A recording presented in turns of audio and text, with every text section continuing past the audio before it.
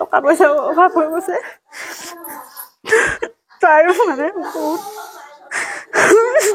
তাই নোৱাৰা হৈছে খোজ কাঢ়িব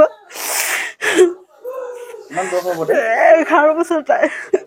14 শ্ৰেণীত পঢ়ি আছে বিধায়কক আপুনি অৱগত কৰিছিল নেকি গৈছিলো কাগজ দিছিলো লগ নাপালো দুদিন গলো 7টা বজাত গলো লগ নাপালো তাই গুৱাহাটী লৈ গ'ল বেলেগ এজনৰ হাততে কাগজ পত্ৰ দি থৈছে তেওঁ কৈছে কিন্তু কেতিয়া দিব পাৰে কাইলৈ পৰহিলৈ আমাক নিবলৈ কৈছে তাতে চেন্নাইলৈ নিবলৈ কৈছে শুনি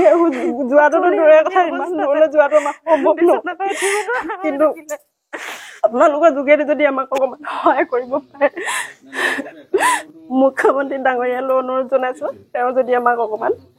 চাই ছোৱালীজনী সৰু হৈ আছে তাই বহুত মই নোৱাৰিছো ক'বলৈ আৰু নোলাইছে মোৰ মুখত ৰাইজলৈ অনুৰোধ জনাইছো ৰাইজেও যাতে সকলোৱে যাতে আমাক অকণমান সহায় কৰে ছোৱালীজনীৰ ক্ষেত্ৰত মই অনিশা শইকীয়া মাক আজি 6 মাহৰ আগৰ পৰা তাই কিডনী ধৰা পৰা নাছিলে এতিয়া আজি 3 মাহ হৈছে তাই কিডনী দুইটা বেয়া হৈছে কৈছে ডক্টৰে এতিয়া তাই অকণো ভাল হোৱা নাই ফুলি গৈছে পেট ফুলি গৈছে ভৰি হাতবোৰ ফুলি গৈছে মুখ চুখ চব ফুলি গৈছে এতিয়া আজি এইকেইদিনতে আকৌ মানে গুৱাহাটীৰ পৰা আহি পাইছিলোঁহে আমি গুৱাহাটীৰ পৰা আহি আকৌ ডিব্ৰুগড়ত ভৰ্তি হৈ আছিলোঁ ডিব্ৰুগড়ত ভৰ্তি হৈ ডিব্ৰুগড়ৰ পৰা আকৌ এতিয়া চেন্নাইলৈ পঠিয়াবলগীয়া হৈছে সেইটো কাৰণে এতিয়াতো আমাৰ একো নাই চবটো মাটি চাটি দিলোঁ বিকিলোঁ ঘৰটো দেউতাকে দিন হাজিৰা কৰিহে খায় এতিয়া কি কৰোঁ কি নাই উপায় নাইকিয়া হৈছে সেইকাৰণে আপোনালোকৰ যোগেদি অসম চৰকাৰলৈ সকলো ছাৰহঁতলৈ কিবা এটা সহায় সাহাৰ্য কৰি আমাক অকণমান উপকৃত কৰিব আৰু এইফালে চক্ৰধৰ গগৈ ছাৰও অনুৰোধ জনাইছোঁ তেওঁ আমাক কিবা সহায় ছোৱালীজনীৰ ৰেচন কাৰ্ডত নাম নাই আয়ুস্মান কাৰ্ডো নাই সেইটো কাৰণে বহুত বিপদত পৰি গৈছিলোঁ আয়ুস্মান কাৰ্ডো বনাব পৰা নাই এতিয়ালৈকে কেইবাবাৰ গ'লোঁ তাতো গ'লোঁ ইয়াতো হোৱা নাই এতিয়ালৈকে কামবোৰ